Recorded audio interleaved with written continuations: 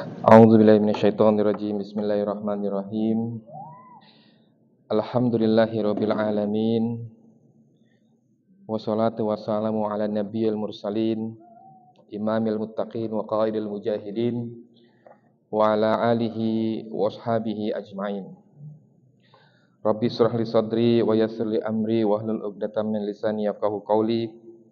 Subhanaka la ilma lana illa ma 'allamtana innaka antal alimul hakim. Wa subhanaka la fahma lana illa ma fahamta lana innaka antal jawadul karim. Wa qur rabbi zidna ilman wa ba'd. Allahumma ighfir lana wa li walidina wa li ulama'ina wa masyayikhina. Allahumma albishum libasan sihatin wal afiyah. Allahumma ighfir lana khati'atina wa jahlana wa israfana fi amrina. Allahumma ighfir lana ma qaddamna wa ma akharna wa ma asrarna wa ma a'lanna wa ma anta a'lamu bihi minna. Antal muqaddim wa antal muakhir wa anta ala kulli syai'in qadir. Allahumma inna nas'aluka hubbak wa hubba rasulik wa hubba man yuhibbuk wa hubba amalin yuballighuna ila hubbik. Allahumma inna nas'aluka naf'a wa taqwa wal afafa wal ghina. Wa sallallahu ala sayyidina Muhammad wa ala alihi wa sahbihi wasallam. Alhamdulillahirabbil alamin. Alhamdulillah, puji dan syukur senantiasa kita panjatkan kepada Allah Subhanahu wa taala yang telah memberikan kepada kita semuanya banyak sekali kenikmatan, wabil khusus nikmat iman dan Islam yang Allah Subhanahu wa taala masih berkenan menitipkannya ke dalam hati-hati kita semuanya. Salawat dan salam juga semoga selalu tercurahkan kepada baginda Nabi besar Muhammad sallallahu alaihi wasallam yang kita semua cinta kepada beliau, kita rindu kepada beliau. Dan mudah-mudahan bekal cinta dan rindu ini menjadi sebab kita nanti akan berkumpul bersama Rasulullah Muhammad SAW di yaumil akhir. Amin ya rabbal alamin. Temanya tentang bagaimana mensyukuri Ramadan. Ini berat ya.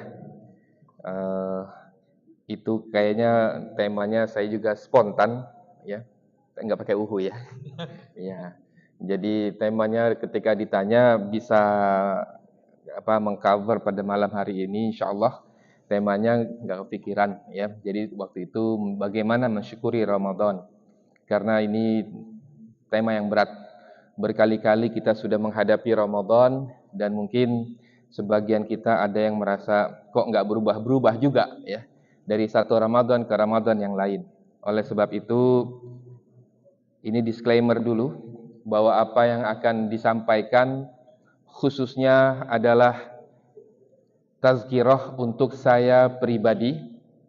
Sekiranya ada manfaat untuk antum-antuna sekalian, maka mudah-mudahan menjadi amal jariah dan barokah untuk semuanya, insyaallah. Baik, sebetulnya dari mana pemilihan tema ini? Ya. Jadi pemilihannya itu ketika saya terbaca satu hadis, ya. Hadis ini bercerita begini, ya. Dalam Musnad Ahmad dan Sunan Ibnu Majah, ya.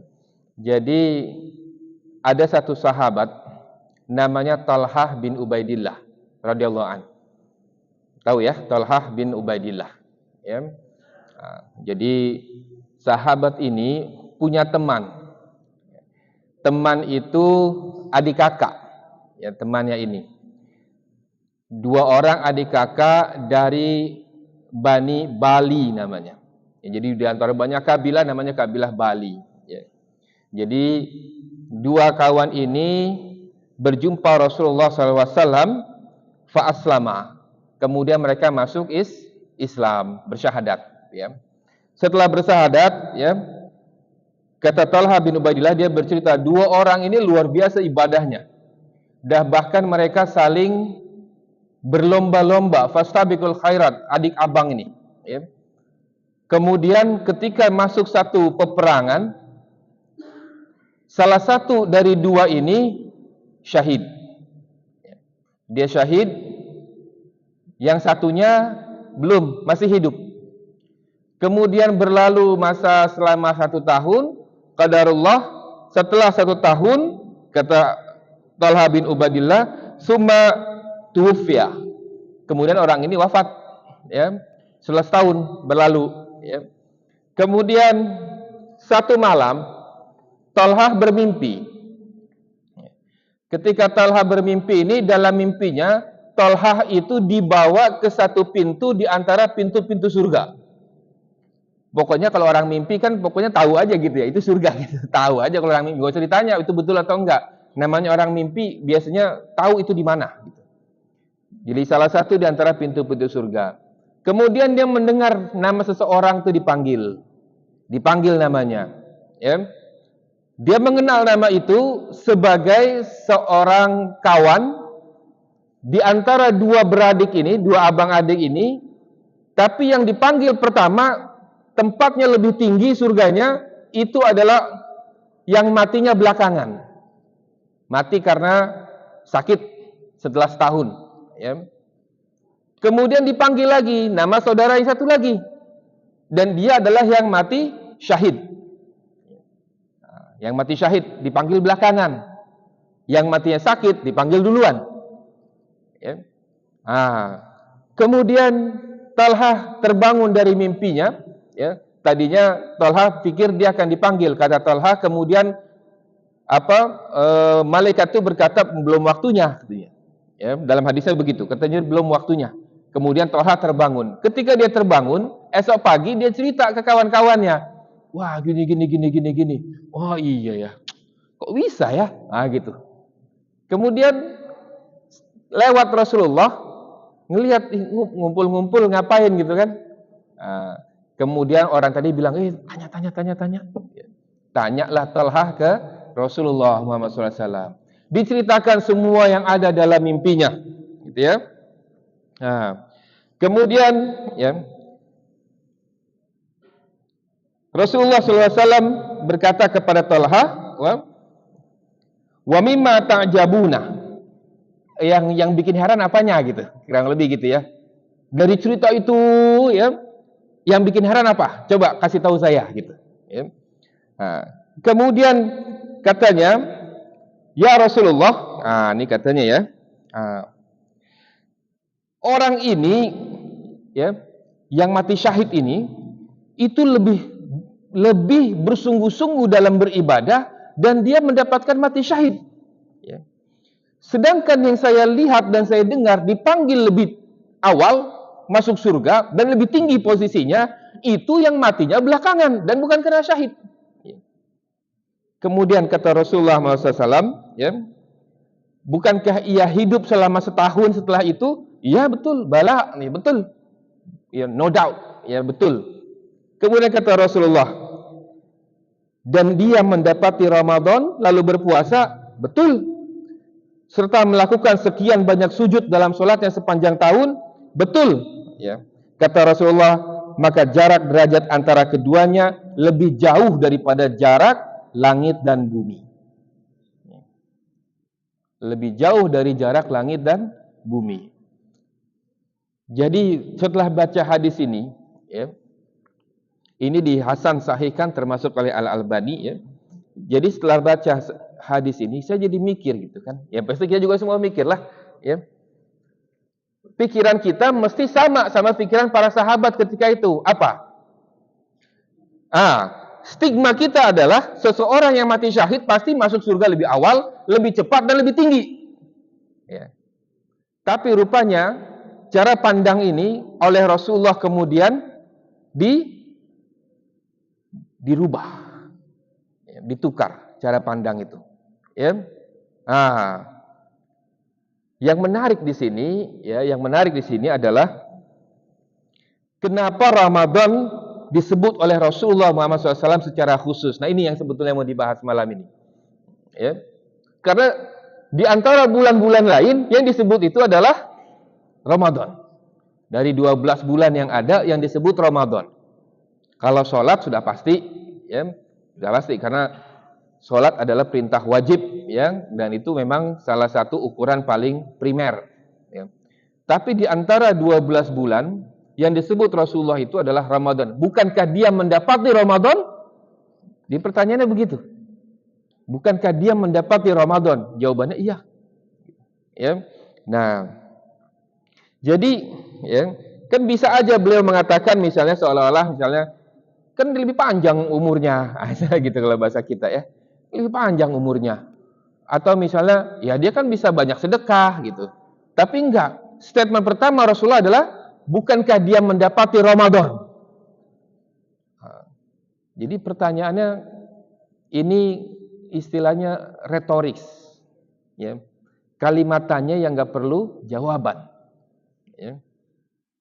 Jadi tersentak ya para sahabat juga. Saya yakin para sahabat, iya juga ya. Gitu. Jadi pikiran selama ini tuh diluruskan kembali oleh Rasulullah SAW. Ya. Dan tentunya penyebutan Ramadan itu bukan secara kebetulan, artinya asal sebut aja Rasulullah kan nggak mungkin. Ya. Wa ma yantiqu anil hawa in huwa illa wahyu yuha. Ya. Nggak mungkin asal ngomong Rasulullah itu. Ya, ketika dia ngomong itu mesti itu adalah wahyu, dituntun ketika dia berbicara itu. Ya. Jadi kenapa Rasulullah SAW menyebut Ramadan secara khusus? Ya. Yang pertama kita semua ketahui bahwa di dalam Ramadan itu ada ibadah yang khusus untuk Allah, apa itu? Puasa. Ya. Ramadan adalah bulan wajib berpuasa. Bulan wajib berpuasa. Sepanjang Ramadan disebut juga sebagai bulan Qiyam. Karena di dalamnya sepanjang malam itu didirikan Qiyamul Lail atau tarawih bersama-sama. Ya. Bulan Qiyam. Ya. Kemudian di dalam Ramadan juga, ya, setiap umat Islam itu strongly encourage, ya, sangat digalakkan untuk tadarus Al-Quran. Jadi disebut juga sebagai bulan Al-Quran. Bahkan di Ramadan itulah juga diturunkannya Al-Quran. Ya, makanya ada nuzulul Quran di dalamnya. Ya. 3, ya. Kemudian di bulan Ramadan juga, di akhir menuju bulan Ramadan, semua membayar zakat fitrah. Disebut juga sebagai bulan sedekah. Selain zakat fitrah tentunya yang wajib. Yang lain itu pun di-encourage untuk membayar sedekah, memberikan sedekah sebanyak-banyaknya. Jadi bulan sedekah. Kemudian apa lagi? Dalam Ramadan juga ada Lailatul Qadar. Ya.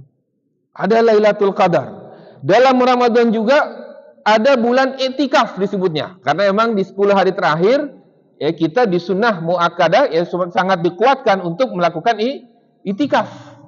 Ya, sangat dikuatkan melakukan i'tikaf. Jadi secara ringkasnya, Ramadan adalah bulannya akumulasi pahala. Tidak ada bulan lain yang memiliki akumulasi pahala sebanyak ini. Kalau istilah Dr. Ayub, multi-bagger. Multi-bagger katanya. Ya, berlipat-lipat ganda pahalanya. Ya. Ini alasan pertama. Ya, mungkin. Mungkin. Kenapa Ramadan itu disebutkan secara eksplisit oleh Rasulullah. Ya, karena di bulan itu kita nih yang tadinya minus mungkin bisa jadi positif. Karena pertama, ya, melakukan amalan-amalan yang tadi, puasa wajib, ya, kemudian qiyamul lail, tilawah Al-Quran, sedekah, i'tikaf. Lebih-lebih lagi kalau mendapatkan Lailatul Qadar. Ya. Mendapatkan Lailatul Qadar. Ya. Qiyamul lail di malam Lailatul Qadar seperti qiyamul lail 1000 bulan. Ya. Atau kurang lebihnya 83 tahun. Bersedekah di malam Lailatul Qadar seperti bersedekah 83 tahun. Ya. Menolong orang sedang dalam kesusahan, ya, lagi itikaf, asik-asik, astagfirullah, kunci mobil saya kemana? Gitu kan? Kenapa? Ini istri saya call, ada masalah nih, tapi kunci saya hilang. Lagi itikaf nih. Batalin nggak itikaf nih? Batalin nggak itikaf nih? Batalin nggak itikaf nih? Kan gitu pertanyaannya nih. Maksudnya anterin nggak nih keluar? Kalau keluar kan berarti batal. Masuk lagi nanti niat lagi. Ya. Kemudian dia ingat. Ya. Anas bin Malik pernah didatangi seseorang yang sedang dalam kesusahan. Kemudian ditanya apa masalahnya? Dia bertanya alamat sini. Dijelasin nggak ngerti-ngerti gitu. Kemudian dia keluar mengantarkan orang gitu. Kata, kamu lagi itikaf gitu ya. Maka teringatlah dia hadis Rasulullah SAW, barang siapa meringankan atau membantu urusan saudaranya lebih baik daripada itikaf di Masjid Nabawi sepanjang 10 tahun berturut-turut. Teringatlah dia hadis itu. Allahu Akbar. Ya. Ini begitu ada bismillah. Sudahlah pahala Masjid Nabawi 10 tahun dikali 83 tahun, 830 tahun. 830 tahun beribadah cuma satu malam doang. Nah ini. Jadi alasan pertama boleh jadi disebut Ramadan secara khusus ya. Boleh jadi sebab saya kan nggak tahu apa di dalam kepala Rasulullah ya. Tapi boleh jadi penyebutan Ramadan secara khusus sebab Ramadan itu kalau kita lihat satu persatu dia adalah bulan akumulasi pahala. Semua terakumulasi di situ. Jackpot lah istilahnya ya. Dapat jackpot di situ. Jadi artinya satu bulan Ramadan itu bisa mengungguli ibadah bertahun-tahun. Ibadah biasa bertahun-tahun. Padahal cuma satu bulan Ramadan. Ya. Nah, secara spiritual ini udah luar biasa. Ya, sangat luar biasa. Apalagi yang mendapatkan Ramadan berkali-kali. Berkali-kali. Ya. Kemudian, ya, Ramadan juga adalah ya, waktu paling mulia dalam setahun. Ya. Bulannya pengampunan, ini kita semua sudah tahu hadisnya. Ya, bulannya pengampunan. Ya. Maka Nabi SAW mungkin menyebutkan Ramadan secara khusus untuk menunjukkan bahwa kamu fokus satu Ramadan saja. Fokus satu Ramadan saja. Pahalamu sudah mengalahkan orang yang mati syahid. Fokus saja. Ya. Ini kita nih dalam beberapa hari lagi masuk Ramadan, kan? Fokus saja Ramadan. Mungkin tahun Ramadan sebelumnya udahlah, yang lalu biarlah berlalu, gitu kan? Yang lalu itu masa lalu, nggak usah diungkit-ungkit lagi, misalnya. Ya, walaupun agak terasa sedikit, ya, gitu kan kata Dr. Ayub ya. Ya. Jadi nanti, ya, dalam beberapa hari ke depan, ya, mungkin kita bisa sama-sama, ya, niat fokus, ya, secara serius. Karena Rasulullah itu, hadis itu kan sebetulnya membandingkan antara yang mati syahid dengan yang mendapatkan Ramadan, kan gitu. Ya. Jadi Ramadan satu kali dia fokus, ya, itu bisa mengalahkan orang yang mati syahid. Ya. Ya. Jadi pahalanya berlipat-lipat. Ya, pahalanya berlipat-lipat. Ya. Kemudian alasan berikutnya, ya, Ramadan bukan hanya ibadah yang sifatnya kuantitatif. Tadi kan dari tadi saya kali ya, sifatnya seperti kuantitatif gitu ya, seperti kuantitatif. Tapi Ramadan juga bisa meningkatkan kualitas secara kualitatif. Ya, misalnya ya, dengan cara ya, selama Ramadan itu dia melakukan pembersihan diri dari dosa. Ya. Dimulai dengan taubat nasuha. Ya. Hari pertama aja udah taubat, nggak usah nunggu hari ke-29 gitu ya. Kadang-kadang nunggu taubat tuh nunggu hari ke-29 gitu kan, nunggu malam 27 gitu ya. Nunggu taubat tuh nunggu momen, ya. Mulai aja ya dari hari pertama, malam pertama sudah, ya. Kalau memang ingin melakukan salat sunnah taubat, lakukan saja. Nggak usah ditunggu-tunggu sampai malam 29, malam 27, malam-malam ganjil. Kalau mau melakukan lagi malam-malam ganjil, ya boleh. Toh selama hari 21 sampai 27 bukan kita nggak ada dosa sama sekali. Ya. Kadang-kadang ada dosa, kadang-kadang kalau student gitu kan, dipanggil, mana nih appointment sama supervisornya, nggak datang. Ya. Alasannya kemana, padahal di mana kan gitu ya. Namanya juga student kan, supaya nggak dimarahin misalnya. Ya. Sama ya, yang lain juga seperti itu kurang lebih. Ya. Jadi taubatan nasuha, kemudian bulannya tazkiyatun nafs. Ya. Bulannya tazkiyatun nafs selama bulan Ramadan. Ya. Yang tadinya nggak pernah tadabur, jadi tadabur. Yang tadinya nggak pernah kontemplasi, jadi kontemplasi. Yang tadinya nggak pernah itikaf hari-hari, sekarang hari-hari itikaf. Ya. Sebelum azan zuhur lagi setengah jam udah ada di masjid, udah tilawah. Ya. Ngejar setoran satu hari misalnya 3 juzuk. Ya. Jadi bulannya tazkiyatun nafs, pembersihan dosa, diri dari dosa, ya. Atau bahasa kerennya reset spiritual. Ya, di reset spiritualnya pada bulan Ramadan, gitu ya. Nah, jadi Ramadan itu juga sebagai momentum transformasi diri. Ya, bulan Ramadan sebagai momentum transformasi diri. Ya. Nah, jadi boleh jadi saudara yang tadi meninggal belakangan tapi surganya lebih tinggi, dia bertobat dari segala, kan namanya 1 tahun ya, masih dapat waktu 1 tahun. Ya. Dia bertobat, kemudian dia menjadi lebih ikhlas. Karena taubat dan ikhlas ini, maka kualiti ibadah dia meningkat drastis, meningkat secara signifikan. Ya. Walaupun dia mungkin nggak terasa, tapi Allah menilainya secara signifikan. Ya, karena keikhlasannya dan karena taubatnya tadi. Ya, maka menjadi dia lebih unggul daripada saudaranya yang satu lagi, ya.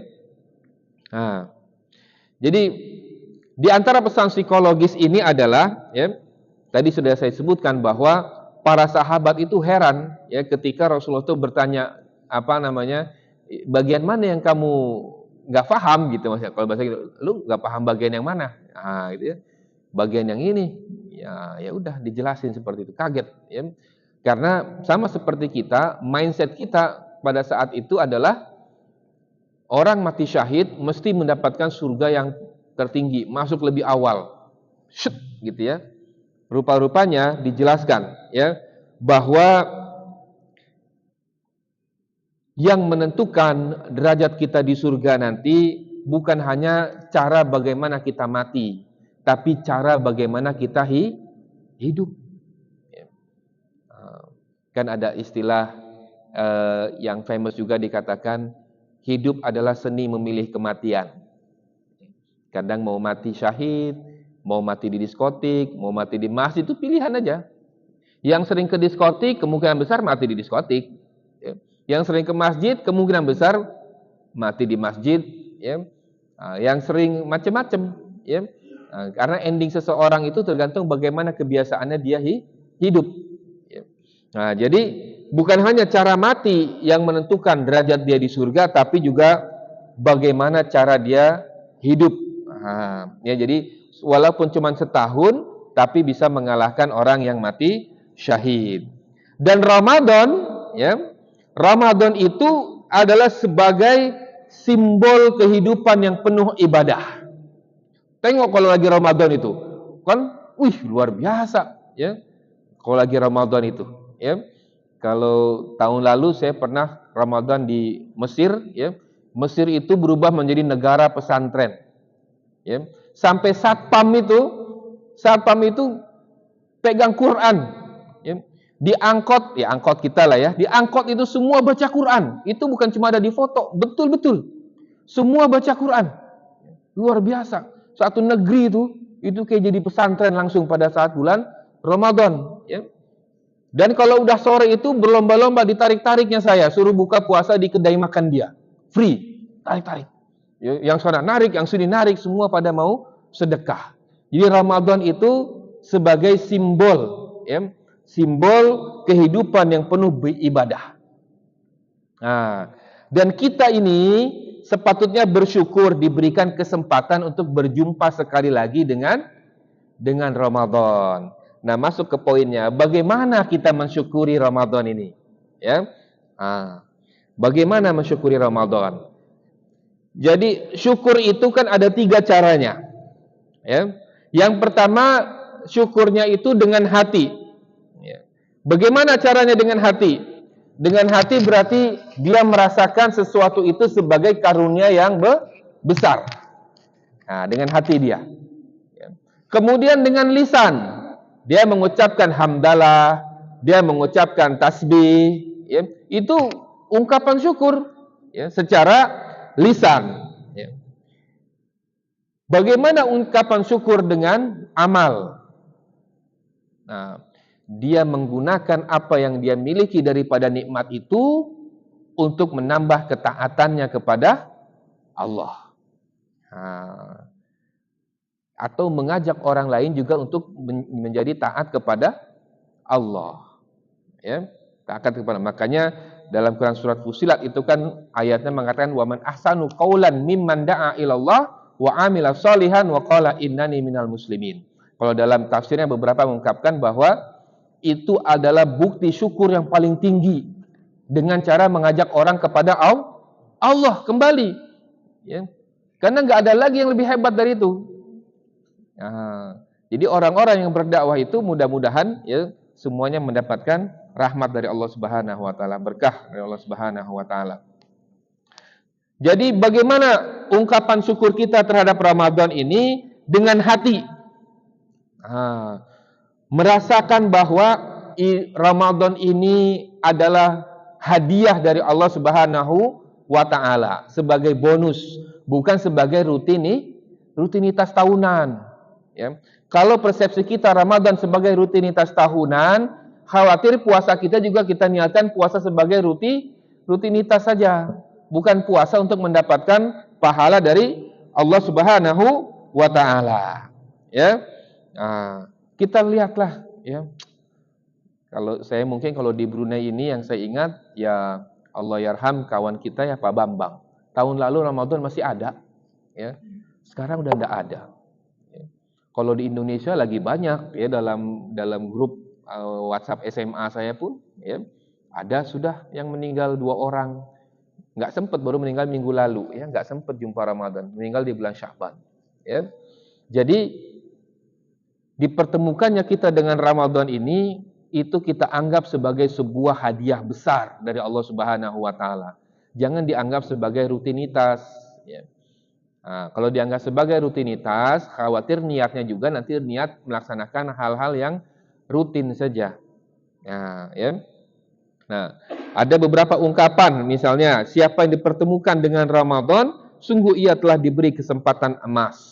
Ya. Nah, ungkapan lain dari para ulama, siapa yang dipertemukan dengan Ramadan, maka telah dibukakan baginya pintu-pintu kemuliaan dan ampunan. Ya. Jadi implementasi syukur hati kita, syukur dengan hati ya, adalah bahwa kita menyadari boleh jadi ini adalah Ramadan terakhir. Boleh jadi ya. Kita tidak pernah tahu ya, ini adalah Ramadan terakhir, maka kita perlakukan Ramadan ini sebagai spesial. Ya. Sebagai spesial ya. Nah, yang kedua ya, bersyukur dengan ilmu ya. Nah, jadi kita nih udah berapa kali Ramadan nih ya, saya sekarang nih udah 44 kali Ramadan, tapi yang sedar mungkin sejak umur balik lah ya. Nah, jadi 44 tahun udah berarti 44 kali Ramadan ya. Dari 44 kali Ramadan ini rupa-rupanya masih banyak fikih Ramadan itu yang saya tidak tahu misalnya. Fikih puasa tidak tahu, fikihnya sholat tarawih tidak tahu, fikihnya bagaimana caranya membayar fidyah juga nggak tahu. Kemudian bagaimana caranya misalnya sholat taubat juga nggak tahu. Sholat tasbih juga nggak tahu. Padahal sudah Ramadan berkali-kali. Rupanya kita kurang mensyukuri Ramadan. Bagaimana kok tahu nggak mensyukuri Ramadan? Buktinya nggak mau cari tahu. Coba kalau seseorang lagi demen sama seseorang yang lain, dicari tahu kan? Pasti. Ya. Om Roro, jangan Om Roro ya. Contoh yang lain lah misalnya, Om Fulan gitu misalnya. Ya. Atau laki-laki si Fulan sedang jatuh hati dengan si Fulana, atau sebaliknya Fulana jatuh hati sama Fulan. Mesti dicari tahu itu. Bibit, bebet, bobotnya itu dicari tahu. Ya. Tapi, karena dia apa? Rasa spesial. Rupa-rupanya selama ini kita belum menganggap Ramadan sebagai spesial. Buktinya fikih puasa aja bolong-bolong, tidak tahu kita. A to Z. Fikih tarawih pun lupa. Tarawih berapa ya? 2, 3 kah? 11 kah? Gitu ya. Nah, ya. Kemudian sholat tasbih juga nggak tahu. Rupanya sepanjang itu nggak pernah. Sholat taubat juga nggak tahu. Ya. Nah, dan seterusnya dan seterusnya. Ya. Jadi ke depan ini, ya, Ramadan besok ini, walaupun sebelum Ramadan bisa kita mulai. Ya. Bagaimana cara kita mensyukuri jumpa dengan Ramadan tahun ini? Belajar fikih yang berkaitan dengan Ramadan. Puasanya belajar, sholat tarawihnya belajar, semua. Kalau yang sudah belajar lupa-lupa, direview lagi. Review lagi. Nah, itu tanda kita demen kan gitu ya. Bahasa Betawinya demen. Ya, spesial. Kita menganggap dia sebagai spesial. Ya. Nah, ya. Sama kayak misalnya ada orang mengklaim ya cinta Rasulullah. Ditanya anaknya ada berapa? Nggak tahu. Lahirnya kapan? Nggak tahu. Istrinya siapa aja? Salah sebut. Nama siapa? Nama sahabiah disebut-sebutnya gitu kan. Diklaim sebagai istri Rasulullah. Berarti dia nggak cinta. Ya. Kalau cinta itu dia belajar. Dia tahu. Dia bolak-balik itu dibuka sejarah hidupnya. Ya.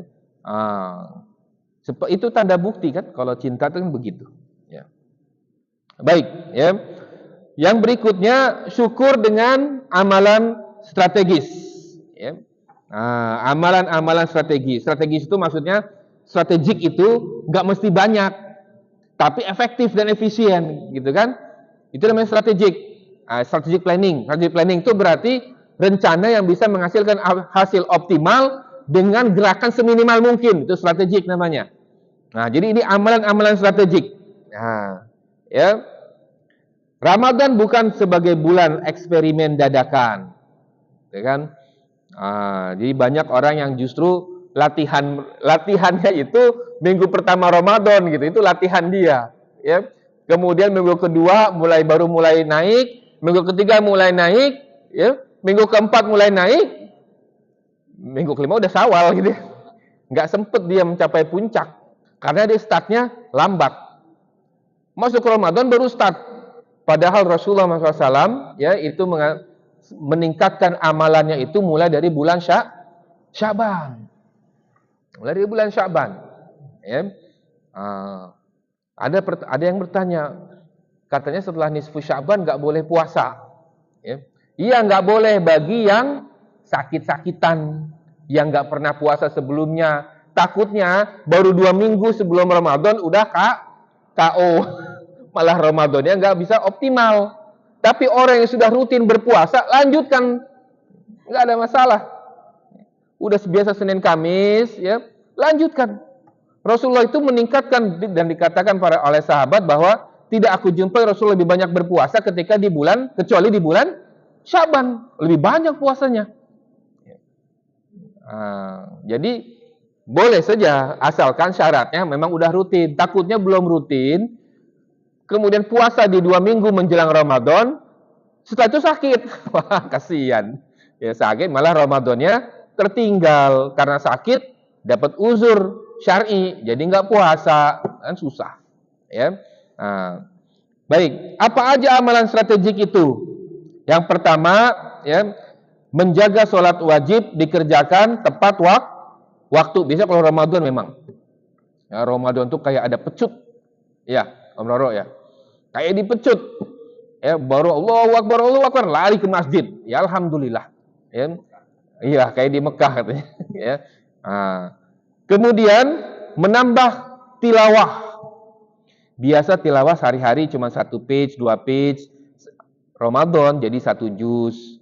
Ya, yang biasa 1 juz jadi 2 juzu atau 3 juzu, ya. Ya, seperti itu. Kemudian sedekahnya dibanyakin lagi, ya. Kemudian menjaga lisan. Ini penting nih. Ya, menjaga lisan, ya. Karena Rasulullah SAW bersabda bahwa barang siapa yang tidak meninggalkan perkataan buruk dan dusta, maka Allah tidak memerlukan dia meninggalkan makan dan minum. Maksudnya nggak perlu puasanya, gitu. Ya. Jadi kalau puasa tapi lidahnya lebih tajam dari pisau, ini ya Jadi nggak perlu ya. Gitu. Jadi puasa itu bukan hanya menahan lapar dan haus saja. Ya. Baik. Kemudian bagaimana syukur dengan amal? Salah satunya dengan amal juga. Salah satunya dengan taubat nasuha. Ya, taubat nasuha bulan Ramadan. Ya. Tapi kan saya nggak ada dosa besar, ya nggak apa-apa. Ya. Taubat aja, namanya juga kita mohon ampun ya kepada Allah. Ya, mungkin ada karena begini.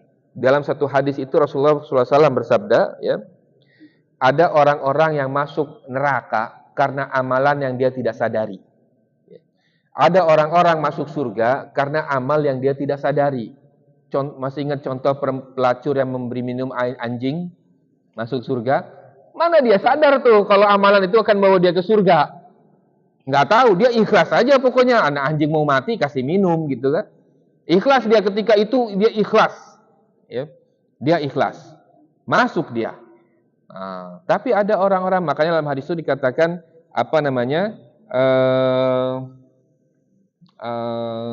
setiap kita itu, ya'malu bi'amali ahli jannah. Ya, ada seseorang yang melakukan amalan ahli surga, ya. Hatta bainahu wa bainaha illa dhira, sampai antara dia dengan surga itu tinggal satu jengkal. Fa yasbiqu alaihil kitab fa ya'malu bi'amali ahli nar fa yadkhuluha. Ya. Tiba-tiba takdir dia mengatakan dia melakukan amalan ahli neraka di akhirnya, atau disebut dengan su'ul khotimah. Fa yadkhuluha, dia masuk ke dalam neraka, dan begitu pun sebaliknya. Ya. Jadi kalau mau tobat saja, ya nggak usah kemudian dihitung-hitung. Ya. Kalau sampai Ramadan itu datang dan kita tidak bertaubat sama sekali, baik itu taubat kecil, taubat besar, terserah, tapi kita nggak memohon ampun sama sekali, ya, dikhawatirkan kita sedang tidak mensyukuri datangnya Ramadan. Ya.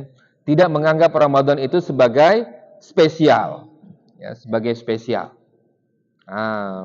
Jadi itu diantara bagaimana cara kita mensyukuri datangnya Ramadan kepada kita semuanya, ya, dengan menganggapnya sebagai spesial, special gift, ya.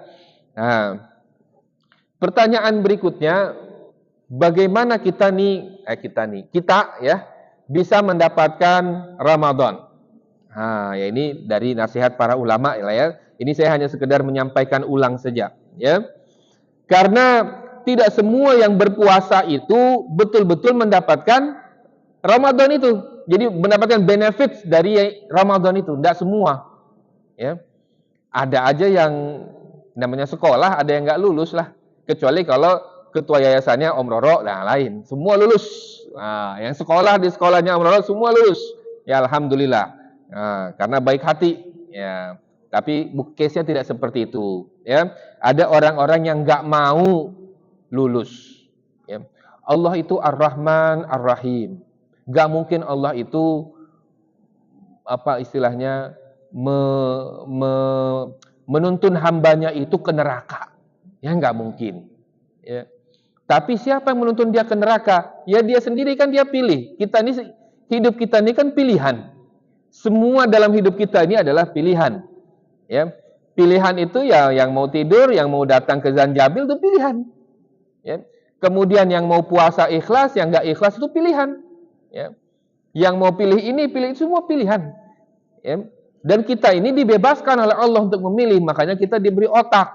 Tapi setiap pilihan itu membawa konsekuensi. Ya. Setiap pilihan membawa konsekuensi. Ya. Jadi harus bisa menanggung konsekuensinya. Ya. Jadi Nabi SAW bersabda, ya, betapa banyak orang berpuasa tapi tidak mendapat apa-apa kecuali lapar dan haus. Ya. Ini sudah diberikan hints. Ya. Ada hintsnya dari Rasulullah sudah. Jadi jangan sampai kita ini termasuk kelompok orang yang hanya menahan lapar dan haus, tapi nggak dapat apa-apa, ya, nggak dapat apa-apa dari Ramadan itu. Sekarang bagaimana caranya kita bisa mendapatkan apa-apa itu? Jadi menurut para ulama yang saya rangkum ya di sini, yang pertama tentu saja Rasulullah SAW juga sudah mengingatkan man shoma ramadhana imanan wahtisaban. Jadi kita ini mesti niat yang betul puasa itu karena Allah, ya. Karena Allah, ya, bukan karena tradisi keluarga, bukan karena lingkungan atau sekedar ikut-ikutan, ya. Memang kita berniat melaksanakan perintah Allah, udah titik itu aja, ya. Nah, jadi puasanya hanya karena Allah. Yang kedua, jaga hati daripada ria dan kompetisi sosmed. Nah ini nih, ya. Ceklik, puasa, bersungkai bersama-sama, waduh, gitu kan, ya. Wah, gitu ya pokoknya, gitu. Apalagi yang puasanya di Makkah, waduh, itu paling tuh rame aja TikTok pokoknya sama Instagram, ya. Nah, semua pengen tahu bahwa kita sedang iftar di depan Ka'bah. Nah, ya, hati-hati, ya. Atau misalnya apa namanya, sedekah yang diposting, ya. Nah, biarlah hal-hal yang begini antara kita dengan Allah saja, ya. Mudah-mudahan itu menjaga keikhlasan, ya, menjaga keikhlasan. Kalau udah ikhlas, pahalanya kan besar, ya, pahalanya tinggi, ya. Kemudian yang ketiga, ya, bagaimana bisa mendapatkan Ramadan ini adalah dengan fokus pada kualitas, bukan kuantitas, ya. Fokus pada kualitas. 2 rakaat yang khusyuk lebih baik daripada 20 rakaat dengan hati yang masih di pasar gadong. 20 rakaat di sini, tapi udah mikir nih, ini nasi katok kambing habis nggak nih ya, kehabisan bahaya ini, ya kan? Tapi di sini 23-nya disolihin gitu. Assalamualaikum, assalamualaikum, ngacir, ya, sampai pasar gadong habis, kalah 2 kali. Udah sholatnya nggak khusyuk, nasi katok kambingnya habis. Ya.